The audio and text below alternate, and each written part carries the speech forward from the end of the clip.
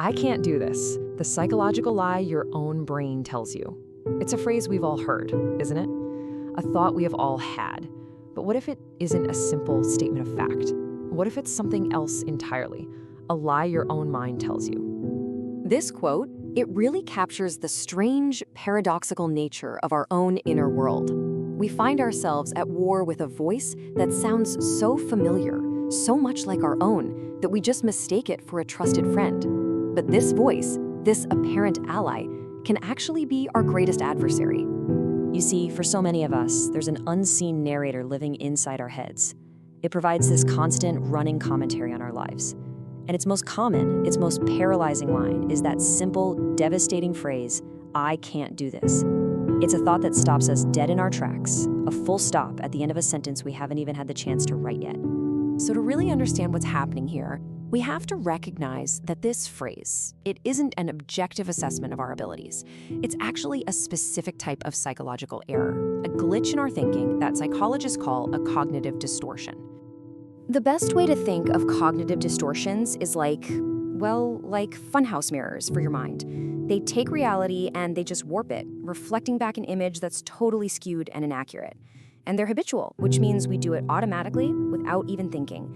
And they almost always feed those negative feelings, anxiety, sadness, hopelessness. Now the statement, "I can't," isn't just one single distortion. It's more like a powerful cocktail of several different ones. The three main ingredients are what we call all or nothing thinking, fortune-telling, and emotional reasoning. So let's break each of these down and see exactly how they work together to build this incredibly convincing lie. Okay, first up is all or nothing thinking. This is the perfectionist's trap. It creates only two possible outcomes in your mind: absolute flawless success or total, utter failure. There's just no middle ground, no room for learning, for trying, for something being good enough. And if perfection isn't guaranteed right from the get-go, your brain just declares the whole thing a failure before you even start and tells you, "See, I can't." And then you have fortune-telling. This is when your brain decides it has a crystal ball. With no real evidence at all, it gazes into the future and just predicts disaster. And by believing this prediction, we often end up making it come true. We either don't even try, or we give it a half-hearted attempt, which of course ensures the very failure we predicted. And the final ingredient is emotional reasoning. And this might be the most insidious of them all. It's the conviction that your feelings are reality. The logic goes something like this: I feel overwhelmed, therefore this task must be impossible. A fleeting emotion is treated like a permanent, unchangeable fact about who you are and what you're capable of. But feelings, they are not facts. So now we have a handle on what this lie is. But the really crucial question is, why? Why do our own brains, the very organs meant to help us navigate the world, construct such a self-sabotaging story? Well, the answer lies deep in our evolutionary past and in our own personal histories. This reveals a core truth we have to understand. We often think our brain is wired for success, for happiness, but its primary, most primitive directive is much, much simpler than that: survival. And that includes protecting us not just from physical harm, but from emotional pain too. One of the ways this protective instinct gets hardwired into us is through something called learned helplessness.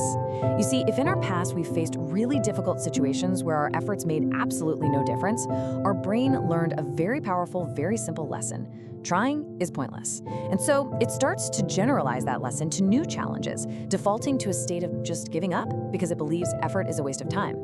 So that inner critic, that voice in your head that whispers, "I can't," can actually be seen as a deeply flawed guardian. Its intention, believe it or not, is to protect you.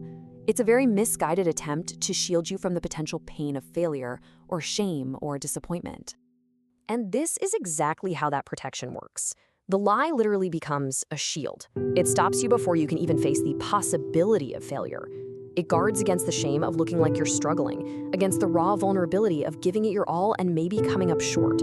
The brain concludes that it is far, far safer to just declare something impossible than to risk discovering that you might be incompetent.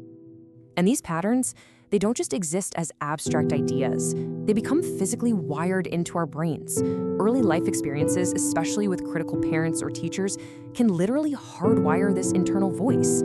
It becomes a neural pathway, a well-worn track in the forest that your brain just defaults to, creating this loop of self-criticism that feels absolutely impossible to escape. And all this brings us to a really sobering question.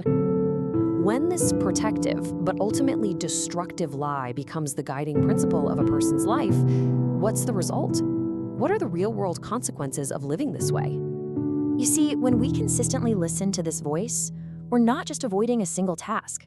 We are engaging in a deep pattern of avoidance that, over time, sculpts a life of unfulfilled potential, a life with whole chapters just left unwritten.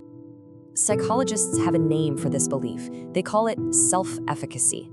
It's your personal conviction that you have what it takes to handle whatever life throws at you.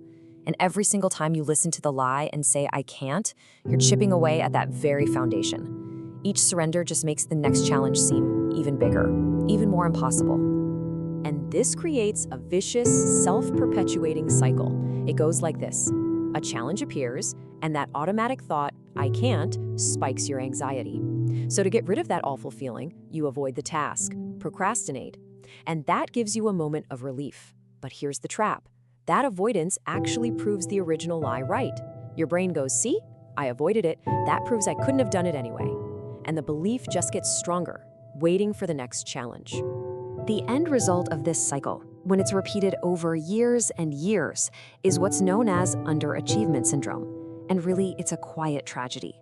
It's where a person ends up living a life that is so much smaller than what they're capable of. They become a passive observer, watching others take risks and grow while they stay locked in the safety of the familiar, paralyzed by a lie they started telling themselves a long, long time ago.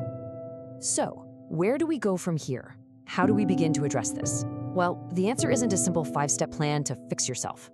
The path out of this maze is not through fighting, but through a profound and quiet act of self-awareness, of introspection. Our first instinct is always to argue with the voice, right? To fight it, to try and crush it into silence. But that often just gives it more power. The real first step is much simpler. It's to just notice it, to hear it without judgment, almost like you're watching a cloud pass by in the sky. Awareness has to come before any change can happen. Once you can hear it, you can begin to label it, and this is where the power starts to shift. When the thought comes up, you can quietly say to yourself, there it is, that's fortune telling, or that's my old friend emotional reasoning. By correctly identifying it not as an objective truth, but as a known psychological pattern, an echo of old fears, you create distance, you take away its authority. And think about it. How do you challenge a prediction? You conduct an experiment, you collect some data. And this just means taking one single, impossibly small, actionable step. The goal is not to complete the entire overwhelming task. The goal is simply to prove the absolute statement, I can't, wrong. The simple act of trying, even for 1 minute, invalidates the lie. And in the end, that is what this journey is truly about. It's not about winning some great war against a part of yourself. It is about learning to see that powerful, intimidating voice for what it truly is. It's not a fortune teller predicting your unwritten future. It is simply an echo from your past. An echo, not a prophecy.